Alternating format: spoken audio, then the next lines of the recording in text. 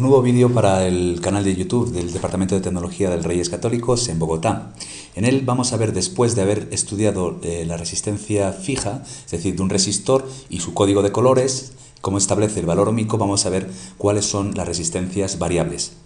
En este caso, y el primero que tenemos que estudiar es el potenciómetro, puesto que variaremos el valor de su resistencia manualmente a través de este cursor. Veremos en la siguiente diapositiva cómo funciona un potenciómetro, en este caso de cursor circular o de un cursor lineal. Por otro lado, tendremos una serie de sensores, de automatismos, que permiten precisamente variar el valor de su resistencia en función de un parámetro. En este caso, va a depender de la luz. Ahí tenemos una fotoresistencia o un sensor de luz, como hemos dicho, que se denomina Light Dependent Resistor, es decir, resistor que depende de la luz. Por otro lado, tenemos el de la temperatura, en el cual va a variar positiva o negativamente, y analizaremos esta cuestión en función de este parámetro. Y por último, un sensor que depende de la tensión. Suponemos que si recibimos o no una tensión eléctrica en un sensor, pues realizará una serie de actuación u otra. Bueno, pues vamos a ver en qué consiste el potenciómetro. Hemos dicho que es una resistencia variable manualmente. Ese es el símbolo normalizado que ya conocéis. Y tenemos dos posibilidades: que sea lineal. Sí, nosotros podemos coger este cursor y pasarlo desde aquí, que valdrá 0 probablemente, hasta aquí, que es el valor máximo. Vamos a suponer que el valor sería desde 0 ohmios hasta 10 kiloohmios, es decir, 10.000 ohmios, y entre medias podría coger absolutamente todos los valores de resistencia. De la misma manera en el rotativo, lo que pasa que variamos circularmente en lugar de linealmente. Vamos a ver entonces en qué consiste si analizamos este potenciómetro circular o rotativo.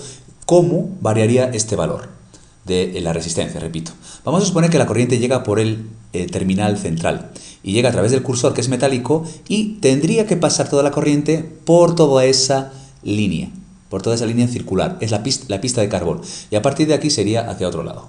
Evidentemente estaría en un valor intermedio entre 0, que sería aquí. Imaginad que el cursor estaría aquí, llegaría aquí y no pasa por la pista de carbón, simplemente se va por ese terminal, y por tanto el valor de la resistencia sería 0, repito.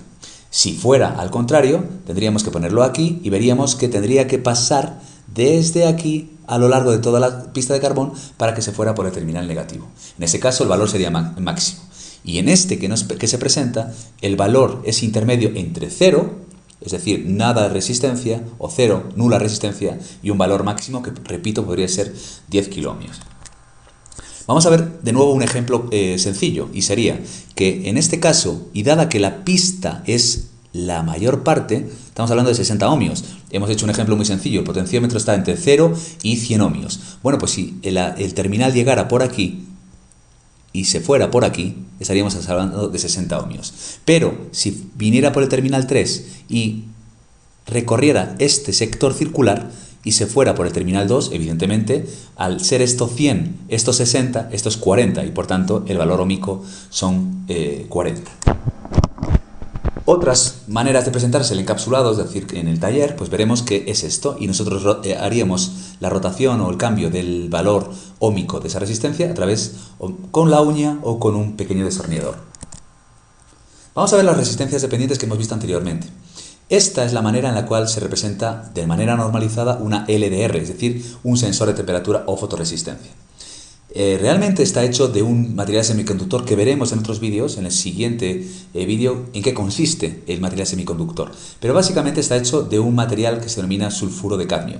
A partir de ahí vemos que, si analizamos esta gráfica, para mucha luz la resistencia será muy pequeña, para poca luz la resistencia será elevadísima. Y ahí, en eso consiste el interés de esta resistencia.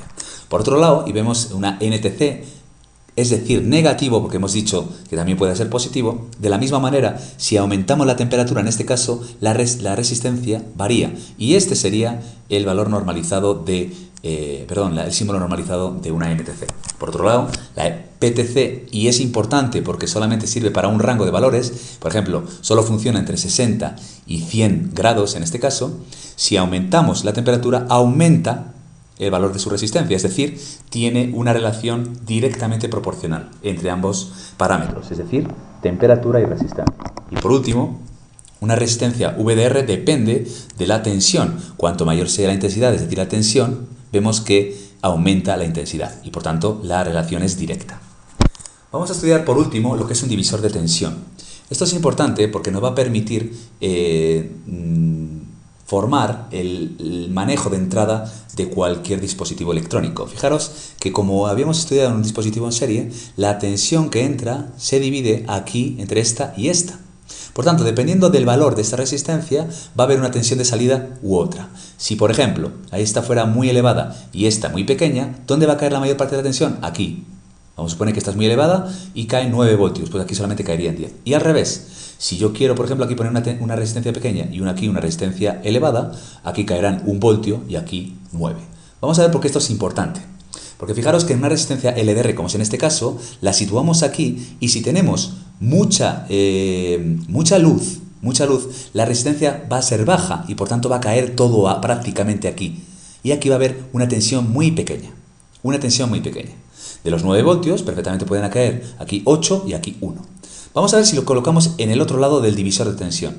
Si la tensión, si sube la resistencia, la tensión, con mucha luz, aquí tendremos una tensión, una resistencia baja y por tanto caerá muy poco y la mayoría caerá aquí, justo al contrario que en el caso anterior. ¿De acuerdo? Es decir, vamos a estudiar en un ejemplo práctico que veremos a continuación en qué consiste esta divisor de tensión, porque es clave para entender cómo se estructuran los dispositivos electrónicos.